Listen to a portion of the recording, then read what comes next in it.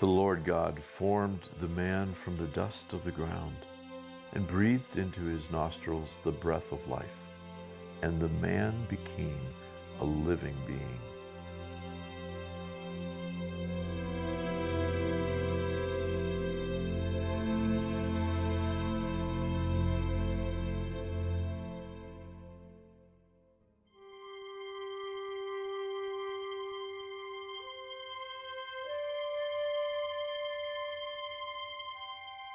My wife Lisa and I moved to Salida, Colorado in the spring of 1987. We fell in love with this area, the Arkansas Valley, up here in Colorado. It's a beautiful little town.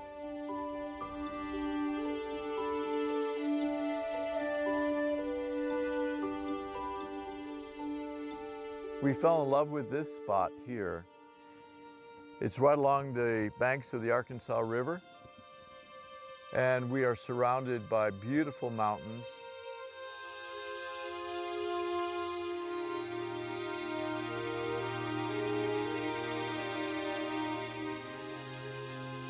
I'm an artist, and I'm very inspired by nature, by creation. And one of the things I love about God is that He is a creative God. In the very first book of the Bible, God says, in the process of creation, He says, "Let us make man in our image." And I think as an artist, there is this process where we visualize something that comes up out of us, and we either speak it into existence or form it into existence. And that's the act of creativity. The creative expression that I've come to enjoy over the last 40 years is making pottery out of clay.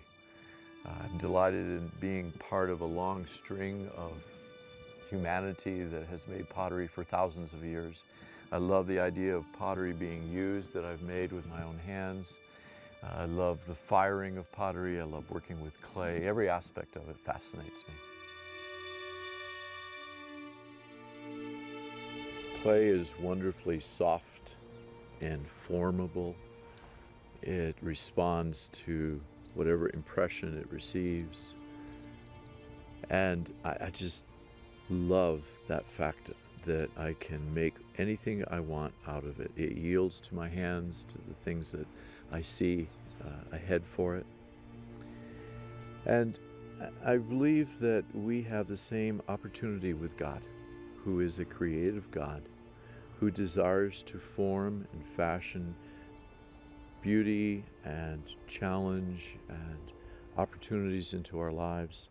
And as we, like clay, yield to Him, yield to His hands in a sense, He makes beautiful people, beautiful lives out of what we might originally say, how could this happen? How could this be?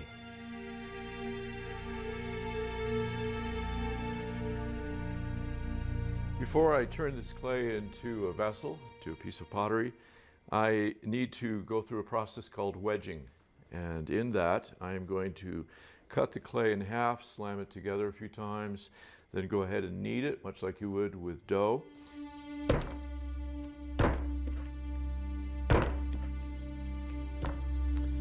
This is a fairly forceful process in order to push out any air bubbles in the clay and to homogenize it.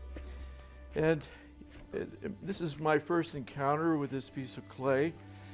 And the clay is probably feeling that this potter's got a fair amount of strength in his hands. There's a certain amount of searching going on my part to check out the quality of the clay.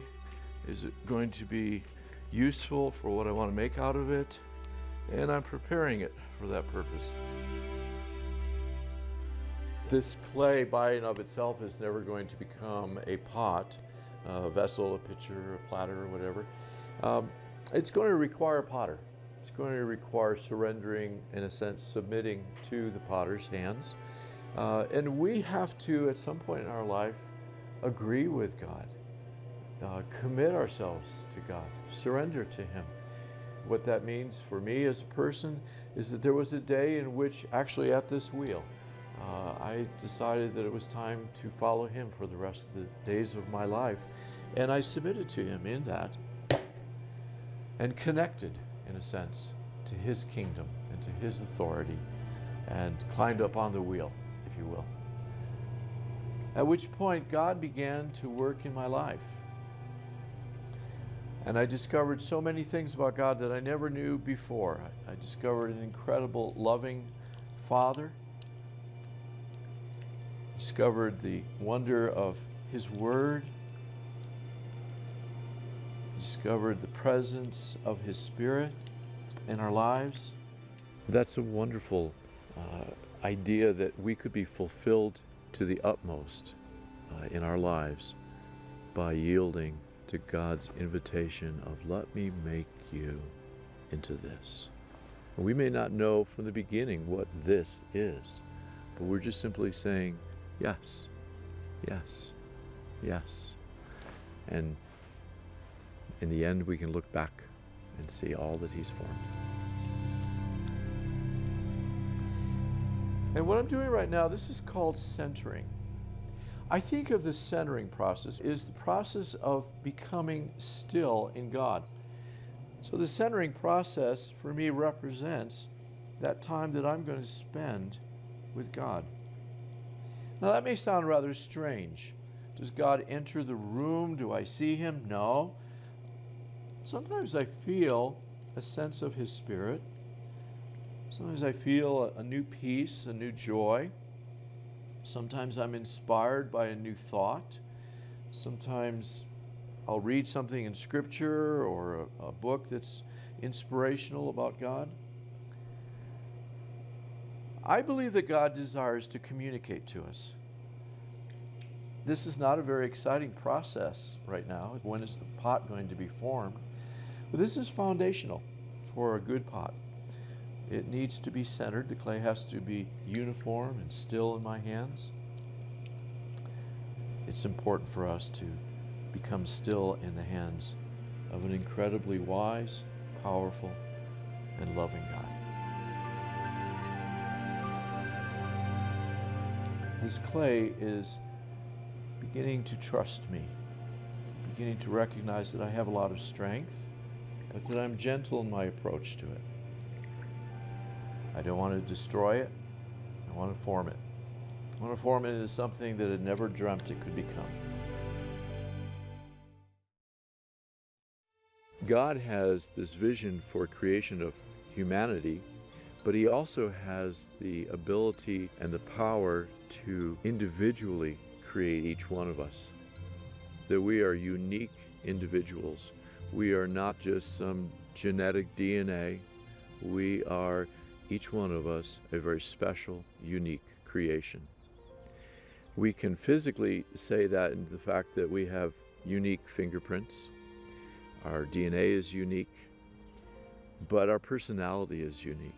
Our histories are unique. Our life experiences are unique. The assemblage of all of those pieces together, our passions, our motives, create very unique individuals. And I believe that God is weaving all of those things into each one of us for purpose, for destiny.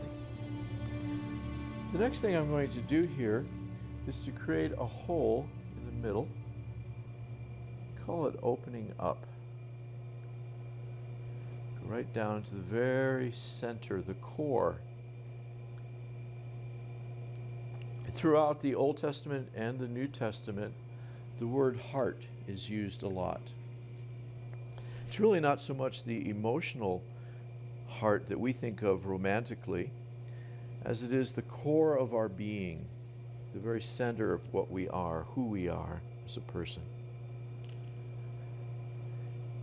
And the interesting thing about God is He doesn't do an outside work on us as much as an interior work inside of us, in our spirit, in our soul, in our mind. In fact, He desires to even dwell in us. The very beginning of creation, the story of the creation of Adam in Genesis says that God formed or fashioned Adam out of the dust of the earth. And the second aspect of Adam's creation was that God blew his spirit into the nostrils of the man that he had formed from the earth. With that, I believe that there are two parts of us that are essential. One, to be a full person is, of course, to have a physical body and mind. The second is to have the Spirit of God indwelling us. We must be filled, be birthed from the Spirit of God as well, to have the indwelling of God. So I love the fact that in making this vessel, I have to start in the very beginning, after it's been centered, by working in the interior of the pot. And you can't see a lot of this. You know, in our world, we're so concerned with the exterior. But I think what's really important is what goes on inside of us and who's living there. And when we surrender to Jesus, he promises us the indwelling of his Spirit. That is an incredible promise.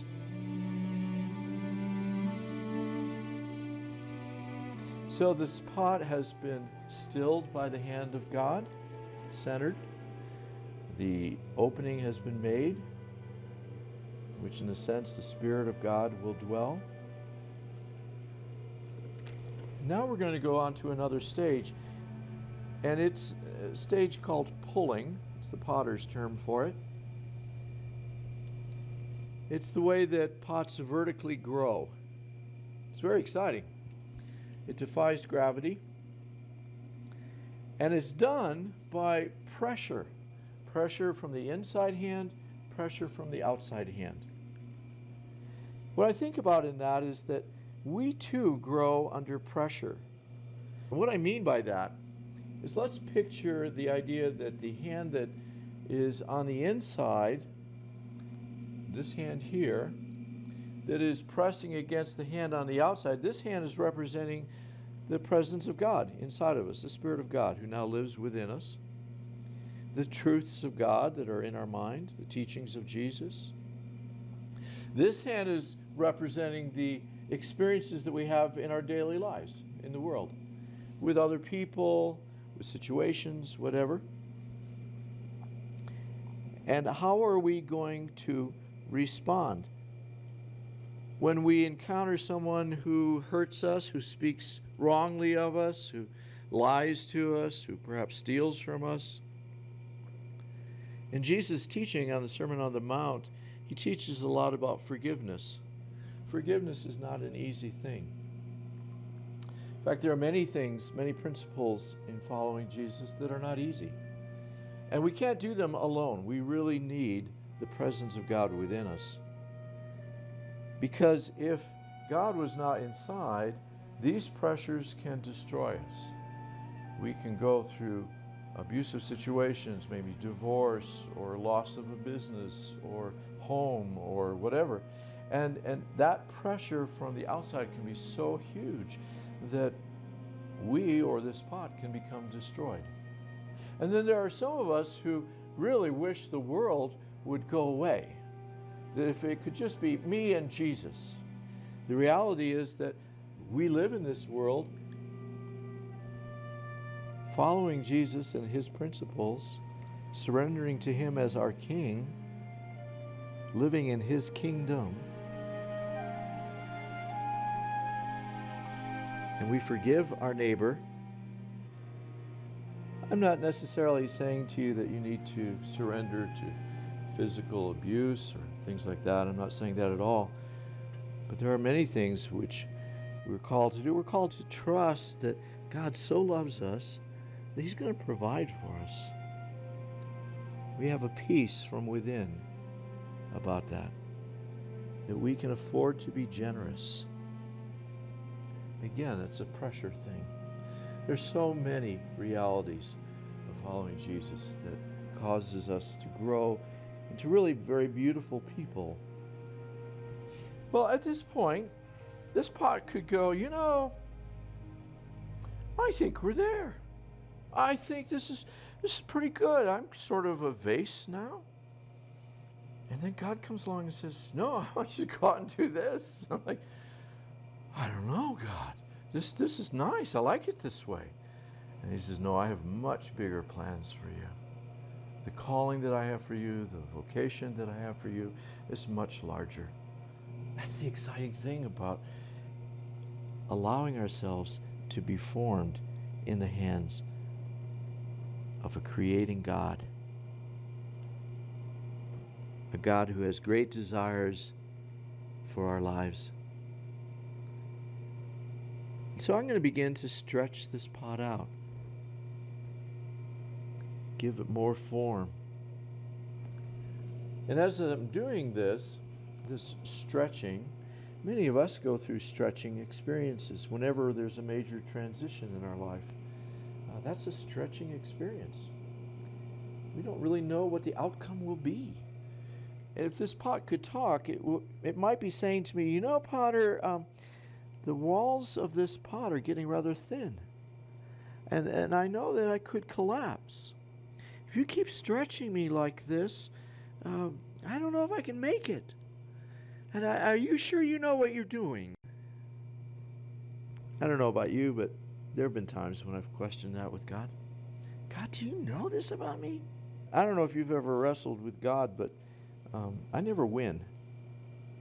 Even if I, in a sense, win by not going His way, I lose. But if I trust in Him, that He really knows what's best, and I have faith that He can do things way beyond my self-image, I discover all new things. Just like this vessel is going to discover that it could be really robust and large, and someday filled with flowers, someday sitting in a prominent place in a house where everyone can say, oh, how beautiful that pot is. And there will be times in our life when it just seems like God is all over us. He's just bringing about so many wonderful changes, and it's very exciting. Some of us would call that revival, new life in a sense. And I think of other people who watch us when we're going through a growing time in our lives, a high mountain experience in a sense with God, which doesn't happen every single day of our lives, at least not for me, but it does happen. And I think of others, for example, this picture over here. I'm going to call her, I think I'll call her Susie today. And Susie is a wonderful picture. I formed her earlier today, and she's sitting over here, and she can't help but looking at Joseph here. Joseph, this enormous vase who's being formed, and she's really quite excited about the fact of what's happening to Joe. I mean, Joe was just a hunk of mud a short time ago, and now look at him. He's developing shoulders, he's robust and tall, and really becoming quite magnificent. And there's a part of her that's going, oh, I remember what it was like when the potter's hands were all over me and shaping me and forming me. And it was so exciting. And now I'm kind of off to the side. And I hate to say it, but I almost wonder, has the potter forgotten me? Because I'm feeling a bit dry at the top. And some of us will go through times like that, where we're watching other people just developing, becoming more and more like Jesus in their lives, becoming beautiful that way, becoming mature. It's exciting to watch them, and yet with ourselves it seems quite still, quite quiet, like not much is happening. And has God left us? Did we do something wrong? No, not at all. You see, the reality is that in order for this picture to be complete, it needs a handle coming off of the back. And if I tried to put a handle on it earlier, or even right now, it's still quite soft. And I would totally deform the shape. So I am going to wait until this picture is mature enough that stiff enough up here that I can attach the handle without deforming it. My eye is very attentive to this picture. I've not forgotten it, nor has God forgotten you. There may be something that He's waiting on, maybe something in someone else's life or some other situation that He's waiting on, or it may even be you that He's watching and waiting until something has become true in your life, and then He's ready. At this point, when the pot is quite thin, it's really easy to make adjustments to the form. It's very responsive. Just the slightest touch. Not a lot of force. See, that's the key. In being formed by God, you need to listen. You need to be open to what He's doing and trust Him. Hear and obey. He is a great God.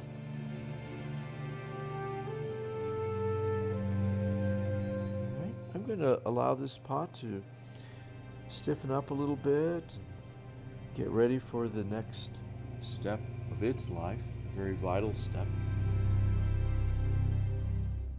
When I'm finishing up a pot that I've thrown, while it's still wet, I will often choose to remove by trimming a portion of the clay so that it's not heavy.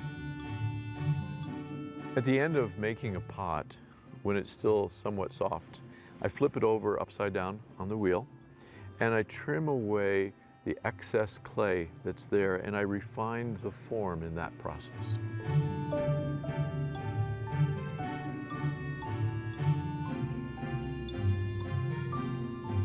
When you pick up a pot of mine and you examine it, you'll look at the bottom of it and my name is written on it.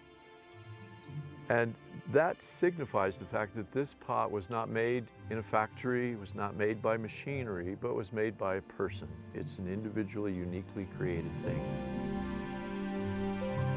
In nature, God has created seasons of life. There's spring, there's summer, there's fall, there's winter. In our own lives and in the action of making pottery, there are also seasons. There are times of tremendous growth and excitement. There are times when everything seems to be dormant and still, almost like a winter time in our lives.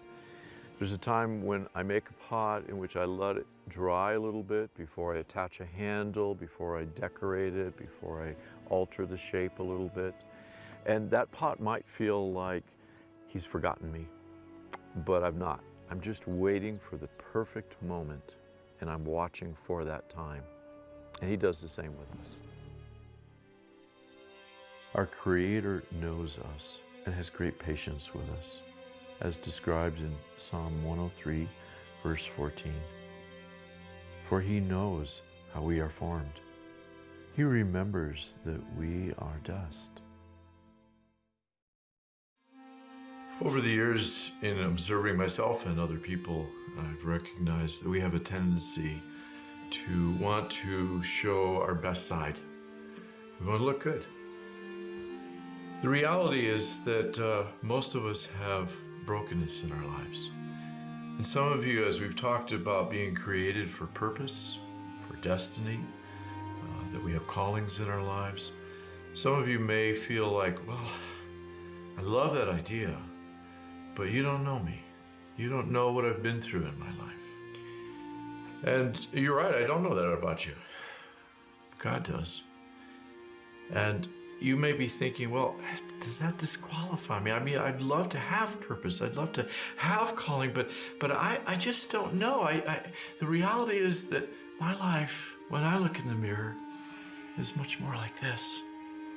Because I see the past. I see the times when things happened to me or things that I did that were so wrong. And I wonder if I'm no longer worthy to do this great thing that God has created me for. I want to tell you how God feels about you. Probably the best demonstration of it is in the ministry of Jesus, and particularly His teaching. One of His, I think, greatest stories was the story of a family. It was a father and two young men, his sons. And one day, his youngest son came to him and said, "Dad, I would like to have my half of the inheritance." Well, the father, amazingly enough, gave him his inheritance in advance. And the young man took all this money, went off to a faraway place, began to live his own life, as many of us have done. And in the process, the money was soon spent. As this young man looked around trying to find work, the only work that he could find was to work on a pig farm, raising hogs, feeding the hogs, taking care of them. And to make matters worse, this young man was not even allowed to eat food from the farmer. He wasn't even allowed to eat the food that he fed the pigs. So a number of days went by like this, and finally Jesus said he came to his senses.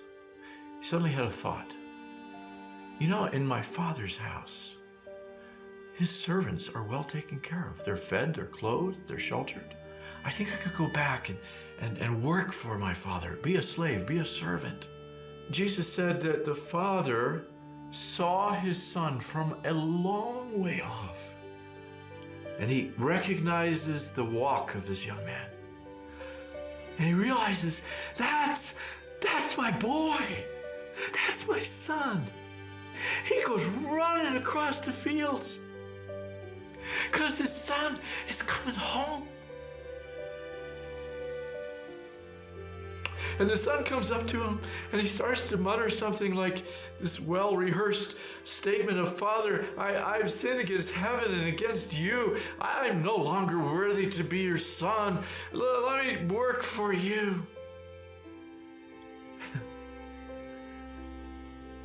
And the father responded. The father took him in his arms and he embraced him. And he said, "Quick." He turned back to his servant behind him. And he said, Go kill the fatted calf, the best one we've got. Because tonight we're going to celebrate. We're gonna invite the whole village because my boy was dead. He was gone. But now he's home. He's with me. Oh, and go get the robe that belongs to our family, that has the designs, the patterns on it, that says, "He is mine." Now put it on him. He's mine. And I love him. And I'm so glad that he's come back home, because we're going to heal him up. We're going to bandage up the wounds. We're going to clean him. We're going to start all over again. My boy was gone, but now he's home. Oh, you know,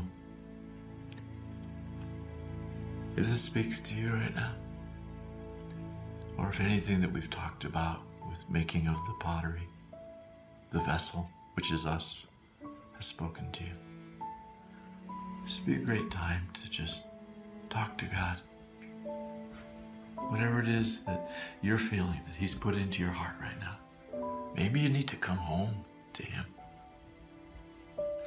Maybe you need to turn away from things that you've been doing that are not life-giving and come home and have real life. Come home, have the brokenness healed up.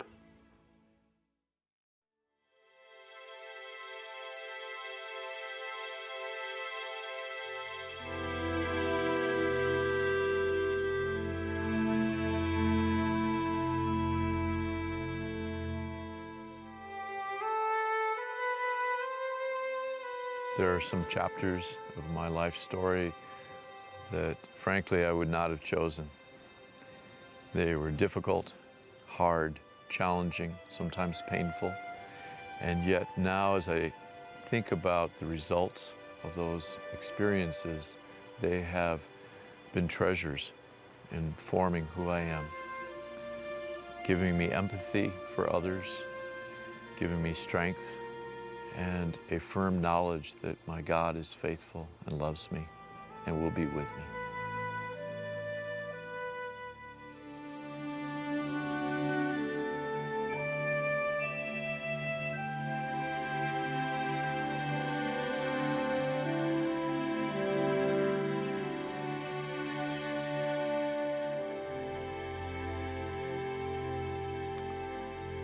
Well, this picture has been shaped on the wheel, and it now has a handle.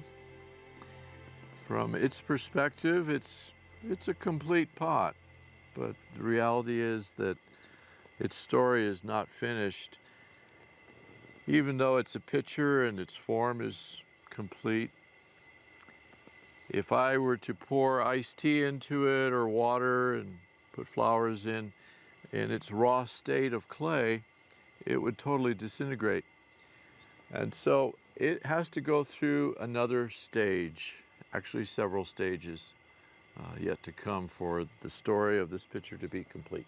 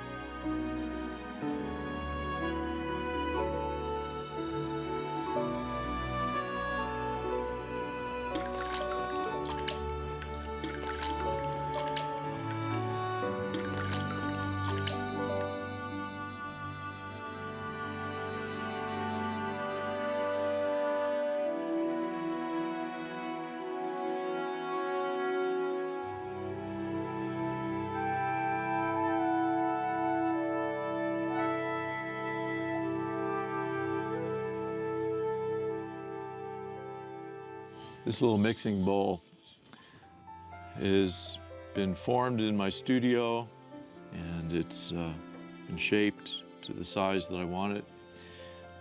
I'm looking forward to the time when it will be in someone's home, be used for mixing up pancake batter. But it's got to go through a fire first, and that's what the kiln here is all about. So these pots are being carefully placed into the kiln.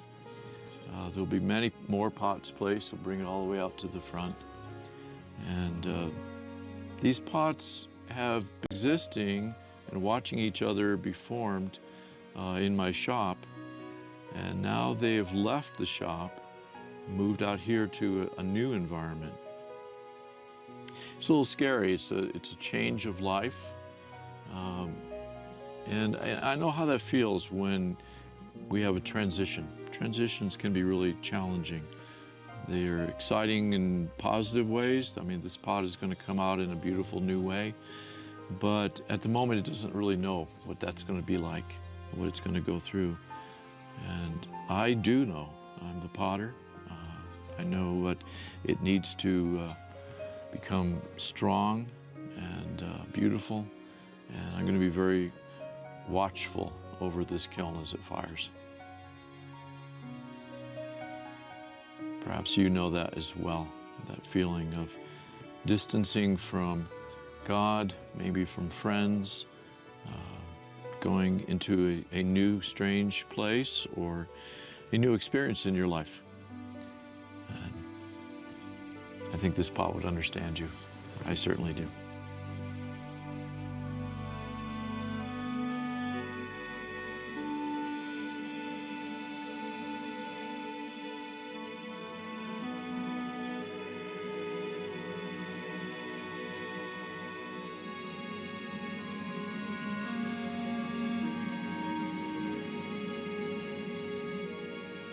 I want you to imagine for a moment how these pots feel inside of the kiln as it's getting incredibly hot. Fire's licking all around them. They can begin to feel that the clay, that they themselves, in a sense, are changing. They're being transformed with this heat. The molecules are sealing together. And there is a sense not only of change, but danger. That as it gets hotter and hotter, how hot will it get? Is it going to get so hot that we will warp, that we will slump, that we may even be totally destroyed in this firing process? It's scary. And they also begin to go, where is the potter? Throughout our whole experience of being formed, the potter has always been around us. And now he's absent. We can't see him. His hands are not on us. All we feel is this intense heat, this fire, the potential of being destroyed. We're in danger. We're in crisis. Where has the potter gone? The reality is that I am all around the kiln. They can't see me, but I am making adjustments to the kiln. I am peering inside of the kiln. I want these pots to become all that I have envisioned for them to be. And it requires this fire for that to happen. They don't see the end result yet. They don't understand how beautiful they'll become, how strong they'll become, how useful they'll become, but I know that. And that's what I want out of them. So I am going to make sure that this firing is successful, and I am going to guard their functionality, their beauty, as I adjust the various aspects of this firing.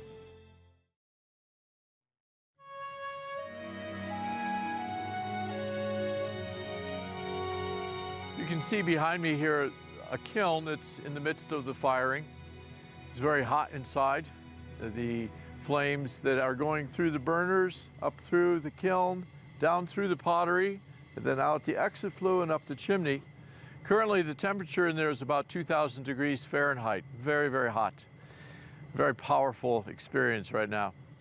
Frankly, what's going to happen chemically to the clay in there is that the clay molecules will begin to fuse together and become glass-like. When that happens, the water can no longer penetrate through them. They become very durable and strong. But if the temperature goes too hot, the pots can begin to be destroyed. They can begin to warp out of shape. They can begin to slump down. The glaze can begin to fall off the sides of the pots. The pots can become destroyed. And if the pot is in there and going through this transformation of becoming glass-like, there's a sense of, oh my gosh, I'm changing. What is this about? What's happening? Where is that potter anyway? They might begin whispering back and forth fear of, I think he's left us. I think he's gone. I think he's forgotten us. And what's going to happen to us? We're going to be destroyed. Now here's the reality.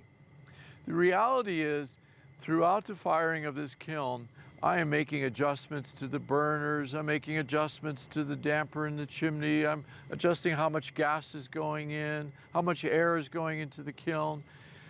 Just a lot of attention. But at the peak time of temperature rise, when it's at its hottest, when it's the most critical time for these pots to succeed, I am really here. I'm here all the time.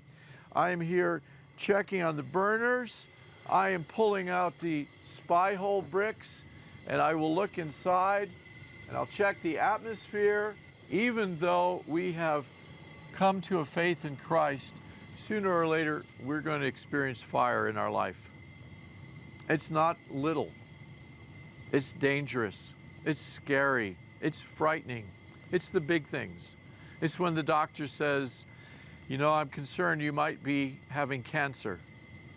It's when we go through a divorce, when a loved one leaves us, when a child begins to become rebellious and do things that we know are destructive to their lives, when we lose a career, when our health goes bad, any number of these things. And many of you have already gone through crises. Some of you may not have yet. but you have to trust me in this. Sooner or later, this will happen. But again, remember this. The truth of the matter is, I am always checking in on the kiln because I want these pots to succeed. I want them to come out beautiful. I want them to come out strong. And the same thing happens with crises in our lives. God will be with us. He is steady. He loves us. A number of years ago, we were delivering pottery up to a city in the Front Range of Colorado, to a gallery, and my wife began to have contractions. It was very premature. And our child was born alive. We had named him Jonathan. I just made a statement to Satan, to the enemy, to the thief. And I said, this, no matter what happens, this does not change my relationship with my Father, because He is good. It was like driving a stake in the ground and saying, you can't touch what counts here, my faith. You can't have that. You can't even have my joy. So Jonathan was born alive. We both got to hold him, pray over him, experience him, examine his fingers, which were quite long, like my wife's are, Lisa's. And then he went to be with the Lord. Did we grieve? Oh, did we grieve?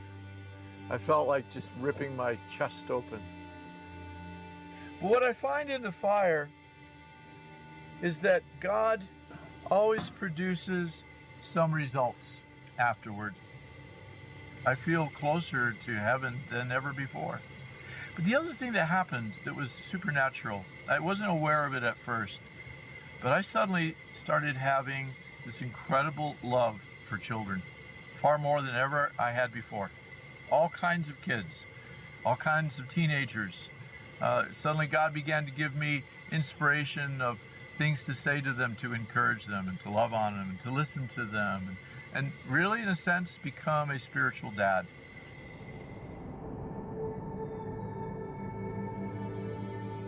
In the same way that a potter has the ability to transform clay into beautiful vessels, our God is a God capable of transforming us into totally new people. Paul wrote in 2 Corinthians chapter 5, verse 17, "Therefore, if anyone is in Christ, he is a new creation. The old has gone, the new has come."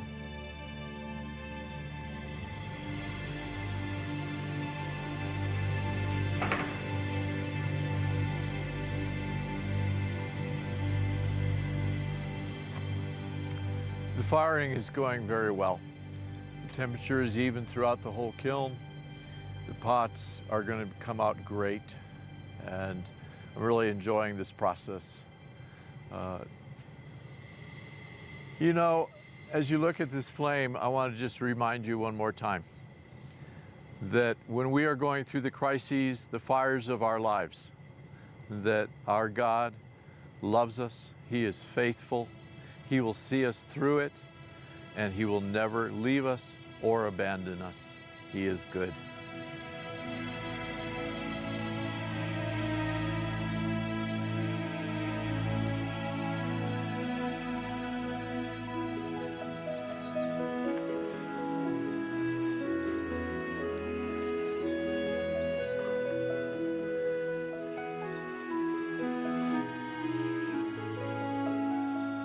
The kiln has been cooling down now for about 30 hours, and I'm about ready to start to unbrick the door.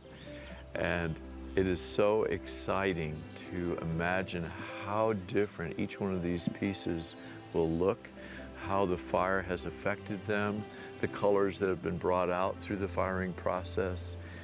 And I can't wait to take each one out and examine it and enjoy it and set it down and grab the next one and think about how it's going to be used and enjoyed by other people. But for right now, it's my own relationship with this particular piece, one after another, that's just a wonderful experience.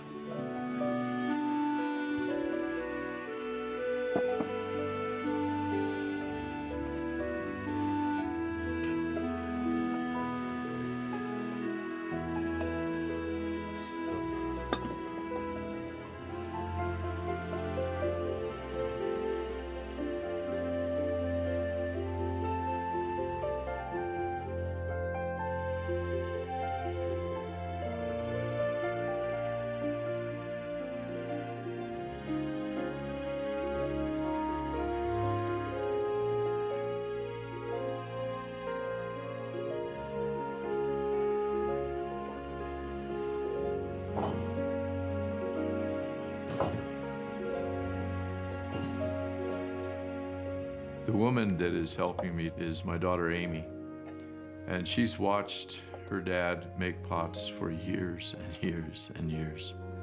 And it's just a great delight to have her visit and be with us today and to help me with what she's seen me do for so long. It's wonderful to watch her grow up and become the person that God is creating.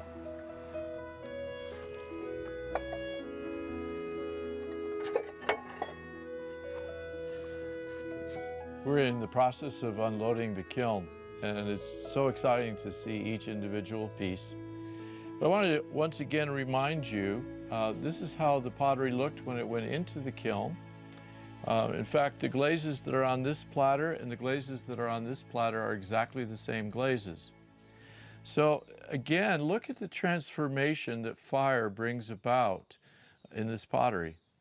The colors on this are very flat, muted, whereas on the finished piece here, after the fire, it's rich in color, nice speckling, different hues. It's also very durable now. It's ready to go serve at somebody's table.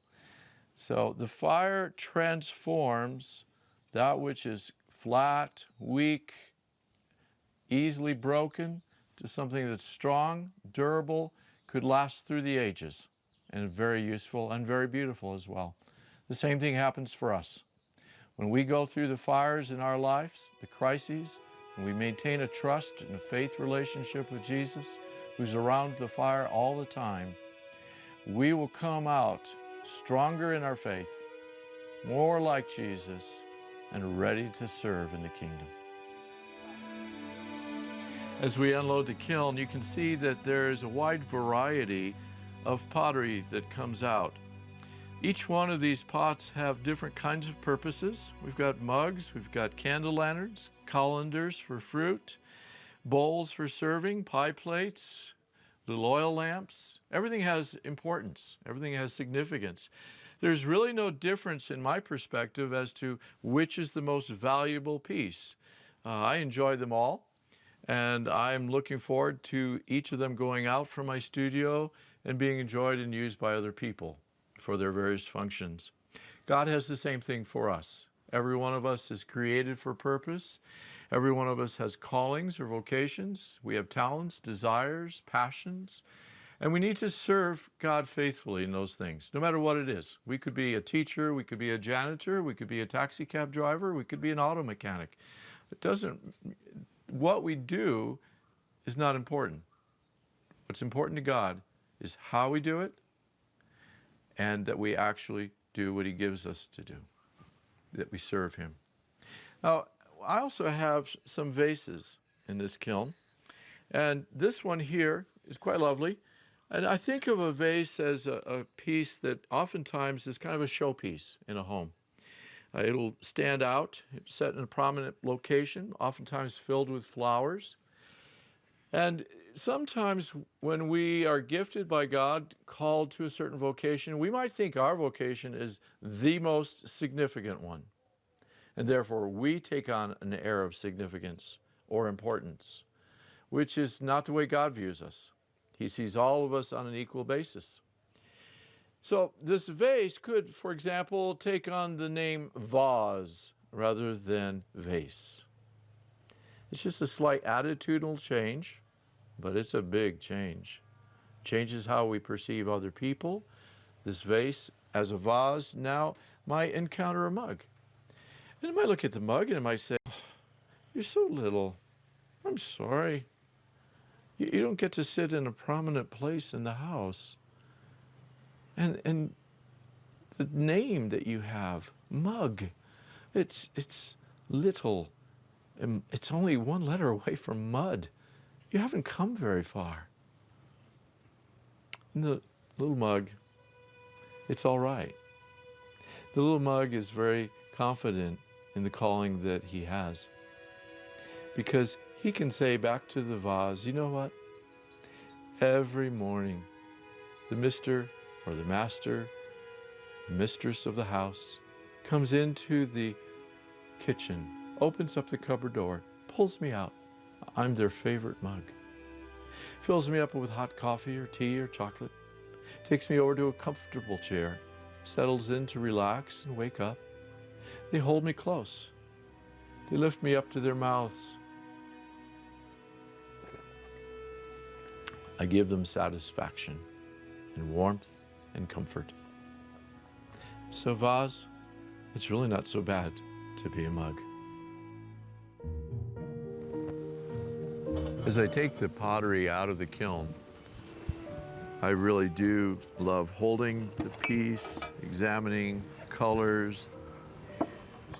But the biggest joy that I have is not that action, but seeing the pottery being used in people's homes, in coffee shops, hanging on front porches with plants growing out of them as I drive through town. Knowing that the work of my hands now is being fulfilled in the function and the purpose that I first envisioned them for. Therefore, since we are surrounded by such a great cloud of witnesses, let us throw off everything that hinders and the sin that so easily entangles, and let us run with perseverance the race marked out for us. Let us fix our eyes on Jesus, the author and perfecter of our faith, who for the joy set before him endured the cross, scorning its shame, and sat down at the right hand of the throne of God. Consider him who endured such opposition so that you will not grow weary and lose heart.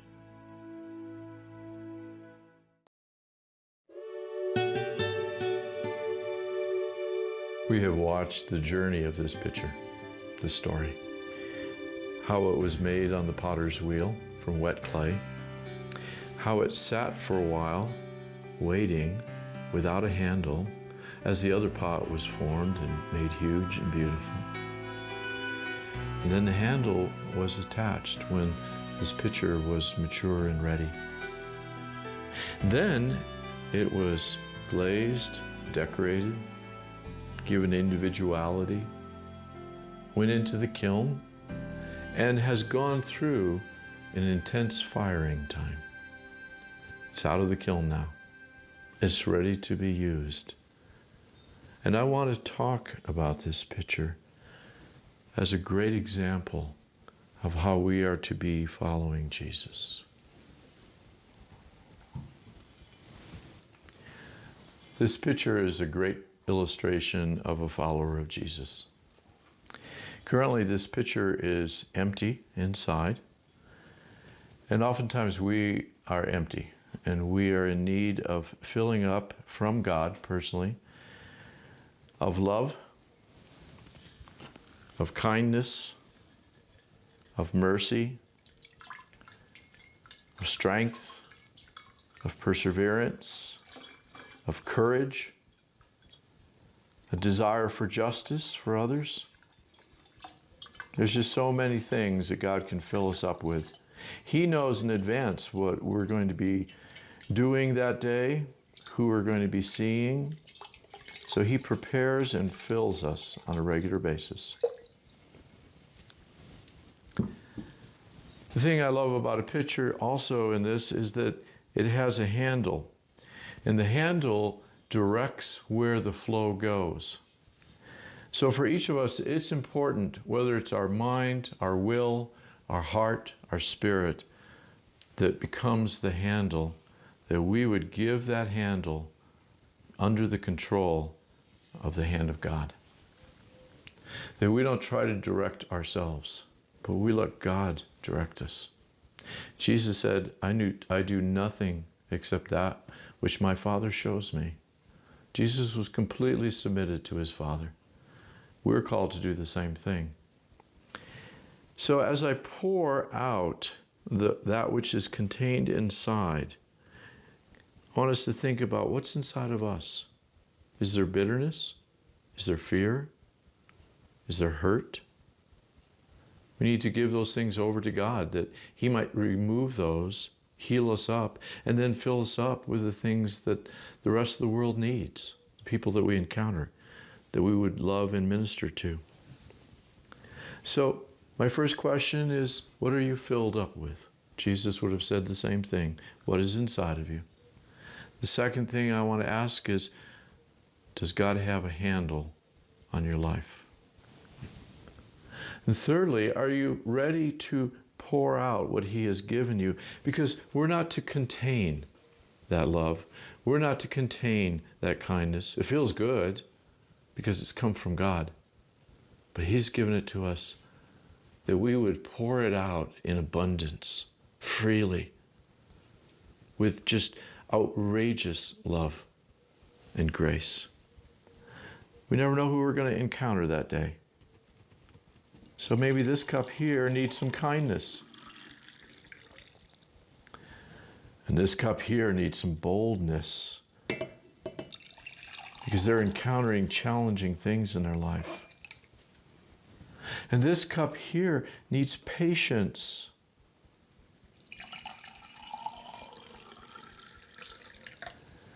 And finally, this cup has had a really hard day.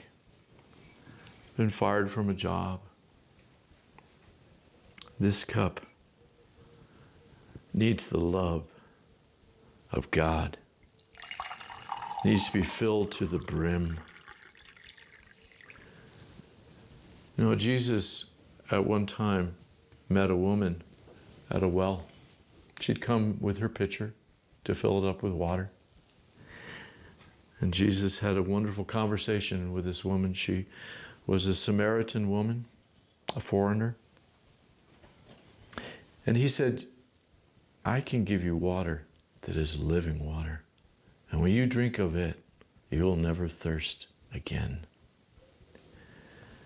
The water that God pours into us, that love, that kindness, those things of His Spirit, when we pour those out, it fills people up. It's the way to live. It gives great joy. It's an abundant, fulfilling life when we are constantly giving away that which God gives to each one of us. Every one of us has purpose, as we've been saying over and over, but God will fill us with the things that we can pour out with the purpose that He's called us to. Don't ever go out empty. Keep asking for Him. Lord, give me more love. I'm having a challenge with this person. Give me more kindness. This person's been really harsh. And He'll do it. He'll fill you up. You know that woman at the well? It's interesting. The Bible says that she left after the disciples came back. She left, and she left her empty pitcher at the well. And she went running to her town. She went like a living pitcher. She went filled with the living water of the knowledge that the man that she had just met was the Messiah.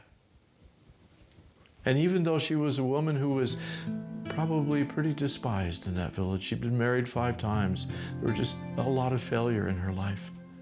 Now, she was a new person. She was filled with new life. And she wanted to share it. So off she goes. And very soon after sharing with the people in that village, they all start streaming out towards the well. But not for the regular water. They came streaming for the Messiah, for the living water. And Jesus looks at His disciples and He says, the fields are white unto harvest. Many people in that village that day came to know Jesus as the Lord, as the King, as the Messiah. Because one woman got filled up with the truth of God and poured it out freely to everyone that she encountered. And they were refreshed and became alive.